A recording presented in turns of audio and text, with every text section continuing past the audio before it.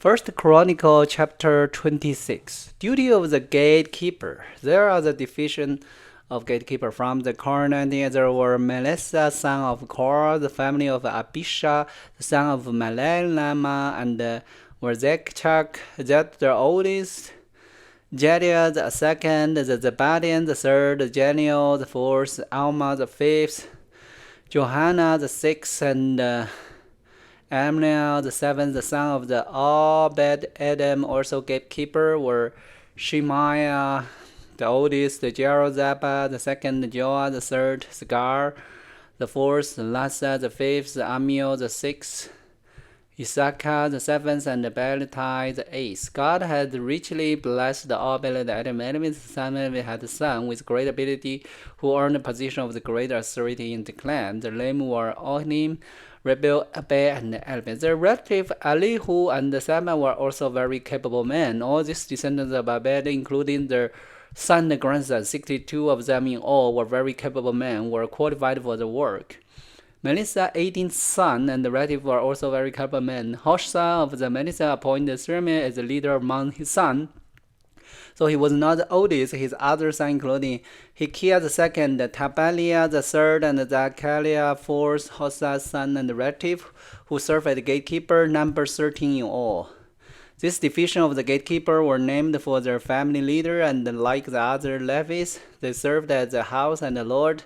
They were assigned by family for guard duty at various gates without regard to gauge, or training, for it was all decided by means of the Spirit Lord. The responsibility for the east gate went to the Melissa and his group. The Lord's gate were assigned to his son Derek, a man of unusual wisdom. The south gate went to Obed-Edom, and his son were put in charge of the storehouses. Shupim and Hossa were assigned the west gate and the gateway leading up to the temple.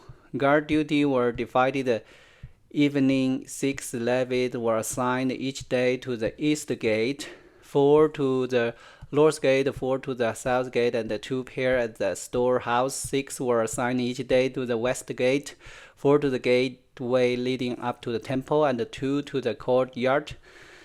This was the division of the gatekeeper from the clan of the Korah and the Merari. The treasurers and other Levites, led by Ahijah, were in charge of the treasure of the house of God and the treasury of the gift dedicated to the Lord. From the family of Libni in the clan of Gerson, Jeremy was the leader. The son of Jerry, Zebra, and his were in the charge of treasure of the house of the Lord. These are the leaders that descended from Amram, Hira, and Uzim from the clan of Aram. Amram were descendants of Gershon, son of Moses. He was the chief officer of the treasury.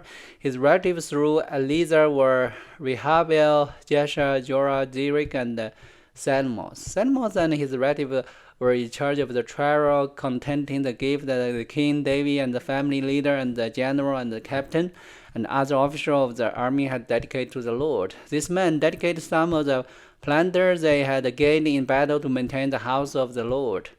Shadmos and his relative also cared for the gift dedicated to the Lord by Samuel the seer, Saul son of Kish, Ambla son of Lera, and Joab son of Zebul. All the other dedicated gifts were in their care too. From the clan of Zethar came the candidate, and his son were given the administrator responsible over Israel as an official and judge. From the clan of Hebron came Hashabel. He and his relative 1,700 capable men were put in charge of the Israelite land west of the Jordan River.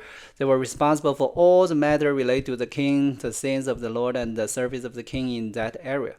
Also from the clan of the Hebron, from the Jerah, who were the leader of the Hebron, according to the Jerah record. In the 40th year of the David's reign, a search were made in the record, and the capable men from the clan of the Hebron was found in Jerah and the land. There were 2,700 capable men among the relatives of Jeremy. King David sent them to the east side of the Jordan River and put them in charge of the tribe of Reuben, the Gad, and the half tribe of Manasseh. They were responsible for all the matter related to the God and to the king.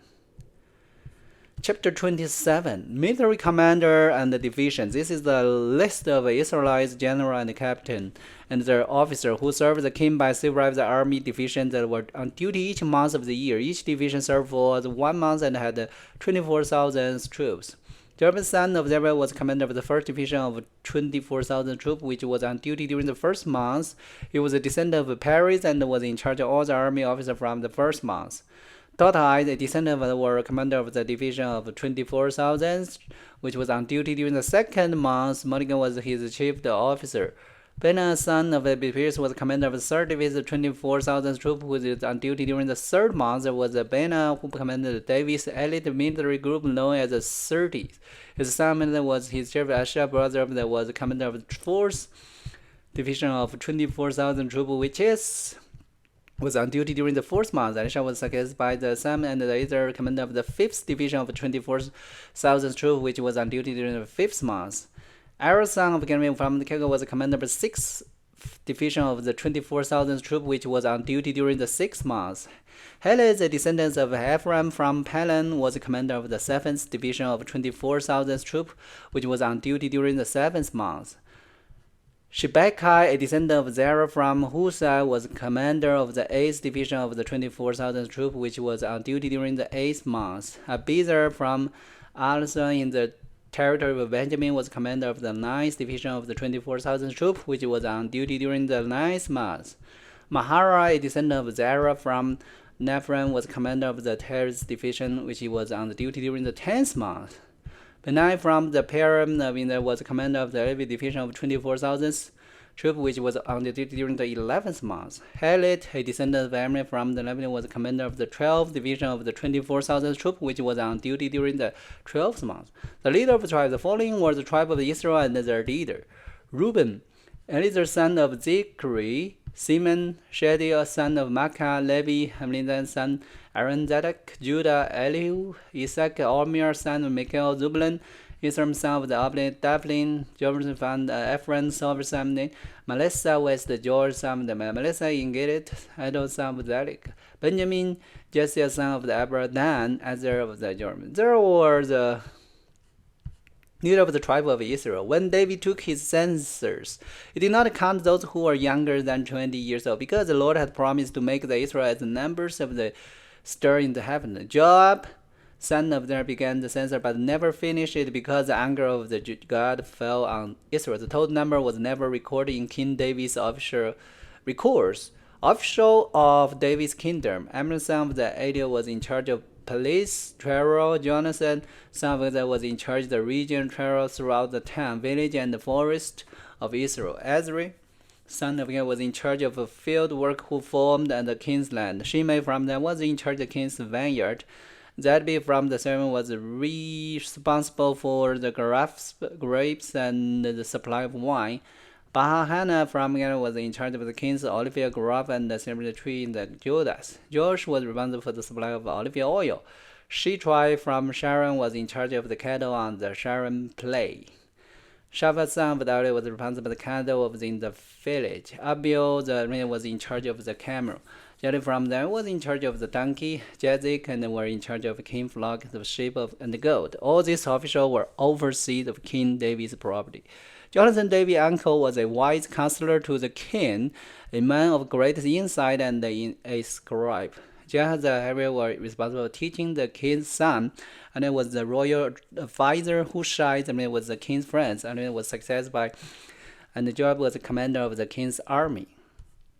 Chapter 28, David's instruction to Solomon. David summoned all the officers of Israel to Jephthah, the leader of the tribe, the commander of the army division, the other general and the capital, the oversee royal property, and the Levites, the palace officers, the mighty men, all other brave warriors in the kingdom. David rose to his feet and said, "My brothers and my people, it was my desire to build a temple where the ark of the Lord confident, God's footstool, could rest permanently. I made the necessary preparation for building it, but God said to me, you must not build a temple to honor my name, for you are a warrior and had shed much blood. Yet the Lord, the God of Israel, has chosen me from among my father's family to be king over Israel forever, for he has chosen the tribe of Judah to rule, and from among the families of Judah he chosen my father's family, and from among my father's sons, the Lord has pleased to make me king over all Israel, and from among my sons, for the Lord had given me many.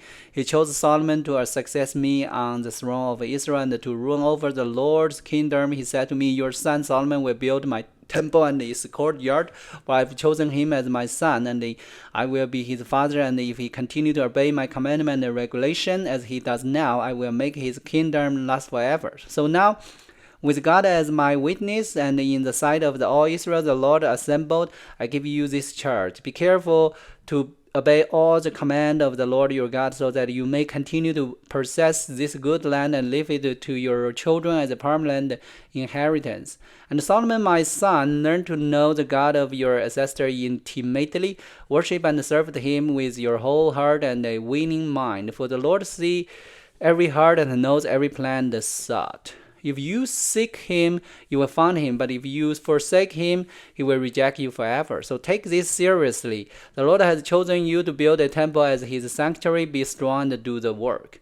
Then David gave Solomon the plan for the temple and its surrounding, including the entrance room, the storeroom, and the upstairs room, the inner room, and the inner sanctuary, which was the place of atonement. David also gave Solomon all the plan he had in mind for the courtyard of the Lord temple, the outside room, the treasury, and the room for the gift dedicated to the Lord. The king also gave Solomon the instruction concerning the work of the various division of the priests and Levites in the temple of the Lord, and he gave specification for the item in the temple that were to be used for worship. David gave instruction regarding how much gold and silver should be used to make the item needed for service. He told Solomon the amount of gold needed for the gold lampstand and the lamps, and the amount of silver for the silver lampstand and lamp. Depending on how much each would be used, he designated the amount of the gold for the temple, for the table on which the bread of the presence would be placed, and the amount of silver for other tables. David also designated the amount of gold for the solid gold meat hooks